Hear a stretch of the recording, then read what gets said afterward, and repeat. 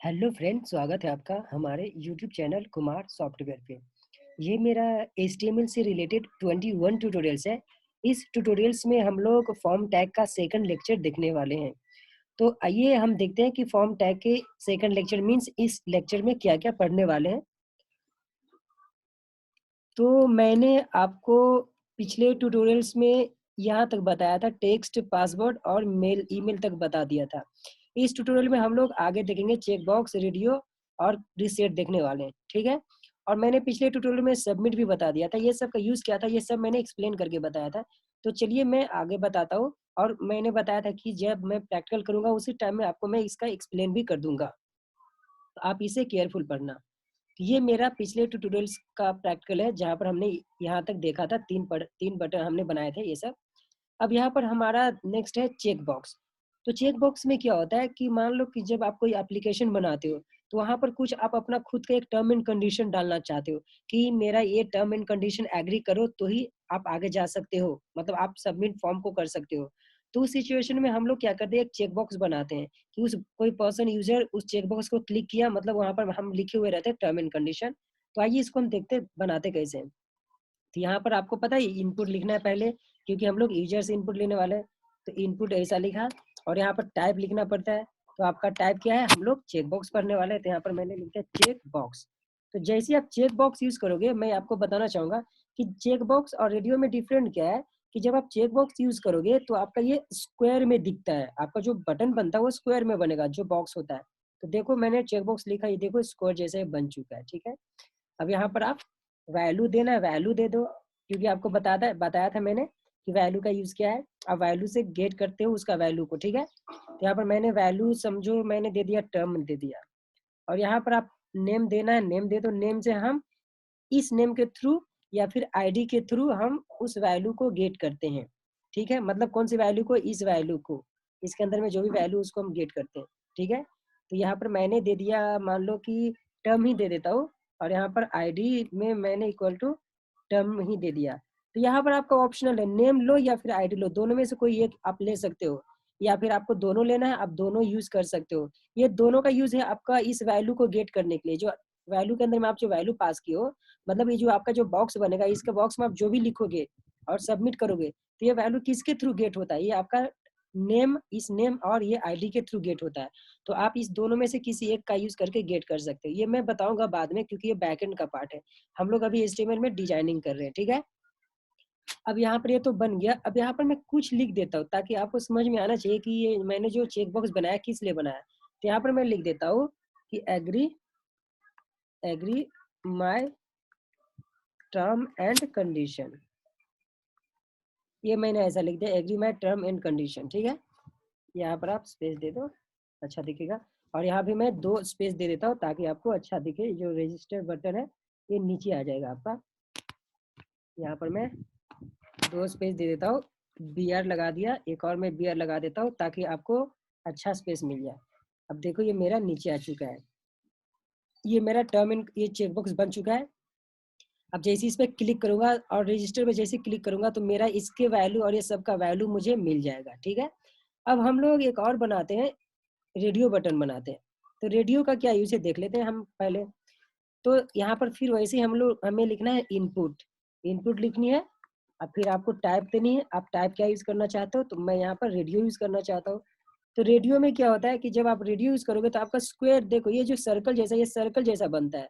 तो आपको ध्यान क्या देनी है कि चेक बॉक्स में स्क्वायर जैसा बनता है और रेडियो में आपका सर्कल बनता है, ठीक है। तो यहाँ पर रेडियो दे दिया। अब मैं यहाँ पे जेंडर के लिए रेडियो बनाने जा रहा हूँ, जेंडर के लिए।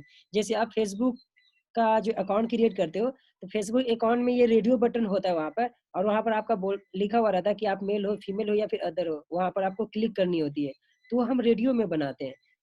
तो आइए यहाँ पर रेडियो के लिए मैं एक वैल्यू देता हूँ, ये वैल्यू मुझे गेट करनी होती है।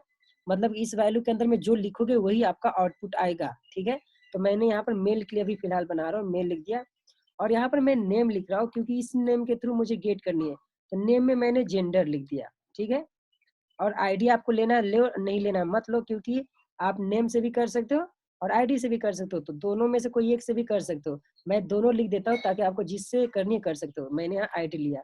ये अभी आईडी और नेम नहीं समझ में आएगा, मैं जब लास्ट में सबमिट पे क्लिक करूँगा तो दूसरे पेज में जो मेरा कोड होता है, वो ये जो नेम होता है यही सेम लिखना पड़ता है, तो ही आप इस वैल्यू को गेट कर सकते हो। मतलब नेम और आईडी के थ्रू वैल्यू को गेट करते हैं।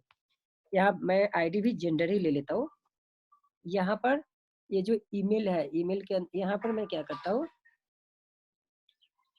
कि अब देखो यहाँ पर मैं इसका नेम दे देता हूँ। ये जो रेडियो है ना, यहाँ पर नेम देता हूँ। ये मेरा किसके लिए था? मेल के लिए। तो सबसे पहले क्या करता हूँ कि आपको जेंडर यहाँ लिख देता हूँ, जेंडर, और यहाँ पर ऐसा करके मैं ब्रेक लगाता हूँ। ब्रेक लगाने से क्या होगा, ये मेरा लाइन नीचे आ जाएगा। देखो मेरा नीचे आ गया, ठीक है। अब यहाँ से मैं क्या करता हूँ, ये यहाँ मैं मेल लिख देता हूँ। ये मेल के लिए मेरा है, ठीक है। मेल के लिए बन गया ये बॉक्स, एक बॉक्स मेरा मेल के लिए बन गया। वैसे ही मैं फीमेल के लिए बना लेता हूँ। तो यहाँ से मैं इसको कॉपी कर लेता हूँ, इस पार्ट को, और फीमेल और अदर के लिए 3 में बना लेता हूँ। तो एक तो बन चुका है, एक और मैं बनाता हूँ फीमेल के लिए, एक और मैंने बनाया अदर के लिए। अब मुझे चेंजेस कहाँ करनी है वो मैं दिखा देता हूँ। यहाँ पर मैं ब्रेक लगा देता हूँ ताकि आपको ये जो टर्म एंड कंडीशन है आपका नीचे दिखेगा, ठीक है। 2 बार लगा दिया। अब देखो मुझे क्या करनी है, यहाँ पर लिखनी है फीमेल, फीमेल लिख दो, और यहाँ पर अदर लिख दो। आपको जो लिखना है लिख सकते हो। और यहाँ पर ध्यान देना, यहाँ पर चेंजेस कहाँ करनी है, वैल्यू में, क्योंकि यही वैल्यू आपको गेट होगा। तो यहाँ पर मेल के लिए बनाया, ये यहाँ पर मैं फीमेल के लिए कर देता हूँ फीमेल, और यहाँ पर मैं अदर के लिए कर देता हूँ अदर, ठीक है। तो ये देखो मेरा ये आपका जो रेडियो बटन है बन चुका है। अगर आपको मेल पे क्लिक करना है मेल पे करो, फीमेल पे करनी है फीमेल पे करो, अदर पे करनी है अदर पे करो, और यहाँ पर एग्रीमेंट पे कंडीशन, एग्रीमेंट एक्सेप्ट करके यहाँ पर रजिस्टर पे क्लिक करनी है आपको, ठीक है। तो ये मेरा ये था आपका रेडियो बटन बन चुका है। एक और मैं बताने जा रहा हूँ यहाँ पे आपको कि वैल्यू को रीसेट कैसे करते हैं। अब रीसेट का यूज क्या है ये भी मैं बता देता हूँ। जैसे आपने यहाँ पर सबमिट का यूज किया था, ये टाइप सबमिट का यूज किया था कि आप जैसे ही जो रजिस्टर यहाँ पर क्लिक करोगे, सबमिट करोगे, तो ये डेटा आपका डेटाबेस में या फिर दूसरे पेज में सबमिट हो जाएगा। अब मैं ये ऐसे ही मैं क्या लिख चाहता हूँ कि यहाँ पर मैंने जो भी लिखा, मान लो ये जो भी मैंने लिखा ये सब लिखा। अब ये मैंने, ये तो मेरा कुछ और है, ठीक है, और ये मैंने ऐसा लिख दिया जो भी है, और इस पे सबमिट पे क्लिक करूंगा ना, तो मान लो कि कभी कभी क्या होता है कि आपका जब फॉर्म बड़ा हो जाता है, तो फिर आपने गलती से कुछ कुमार की जगह पर कुछ और लिख दिया, कुमार लिख दिया, और आपको यहाँ पर चेंजेस करनी है, तो इसको आप रिसेट कर सकते हो। रिसेट मतलब ये जो बॉक्स भरा है इसको आप एम्प्टी कर सकते हो। तो यहाँ पर हमें रिसेट टाइप लिखना होता है। तो यहाँ पर मैं यहाँ पर लिख देता हूँ, इनपुट टाइप में लिखता हूँ मैं, इनपुट टाइप में मैं लिखता हूँ रिसेट, ठीक है। यहाँ पर आपको रिसेट लिखनी है, ये वाला रिसेट। अब देखो रिसेट का एक बटन बाय डिफॉल्ट आपका आ चुका है। देखो ये बटन आपका रिसेट का आ चुका है। अब देखो रिसेट किया, ये पूरा चला गया ये सब, ठीक है। अब यहाँ पर इसको आपको टाइप देनी या फिर वैल्यू देनी, या वैल्यू दो, नहीं देनी मत दो, ठीक है। यहाँ पर मैंने लिख दिया रिसेट, ठीक है, रिसेट लिख दिया। ये दोनों आपका सेम काम करेगा, ये और ये दोनों, मतलब कि ये आपको कंपलसरी लिखना है, ये आपका ऑप्शनल है यहाँ पे, ये आपका ऑप्शनल है, बट ये कंपलसरी आपको लिखना है रिसेट। ये आपका टाइप है, ठीक है, और ये सबमिट टाइप है। अब देखो जैसे ही मैंने किया, मेरा रिसेट का और रजिस्टर का 2 बटन बन चुका है। अब जैसे रजिस्टर में दिखा देता हूँ आपको, मान लो कि यहाँ पर मैंने कुमार लिखा, यहाँ पर मैंने पासवर्ड कुछ भी लिखा, यहाँ पर मैंने कुछ भी लिखा, ठीक है। इसको मैंने गलती से ऐसा फिल किया ये सब। अब मैं चाहता हूँ इसको रिसेट करना, मतलब कि एम्प्टी करना चाहता हूँ, तो यहाँ पर रिसेट पे क्लिक करोगे, देखो मेरा रिसेट हो चुका है, ठीक है। आई होप आपको रिसेट समझ में आ चुका है। ये सिंपल सा फॉर्म है। अब मान के चलो कि ये जो मेरा, जैसे मैं रजिस्टर पे क्लिक करूँ तो ये मेरा दूसरे पेज पे जाना चाहिए, मतलब ये सबमिट होने के बाद दूसरे पेज पे जाना चाहिए। एक बात मैं आपको बताना चाहूंगा कि ये जो आपने ईमेल यहाँ पर लिखा, ये आपका बाय डिफॉल्ट जैसे आपने यहाँ पर ईमेल लिखा, ये आपका वैलिडेशन प्रोवाइड करता है। आप यहाँ पर टेक्स्ट भी लिख सकते हो, लेकिन मैंने ईमेल लिखा तो ये मेरा वैलिडेशन प्रोवाइड हो रहा है। जैसे देखो मान के चलो कि मैंने यहाँ पर मैंने नेम कुछ लिख दिया, पासवर्ड मैंने कुछ और लिख दिया, और ईमेल में मैंने ऐसा कुछ भी लिखता हूँ, तो यहाँ पर मैं रजिस्टर करता हूँ तो मेरा मैसेज आना चाहिए। देखो मेरा मैसेज आ रहा है, please include @ in the email address. समझ में आ रही है?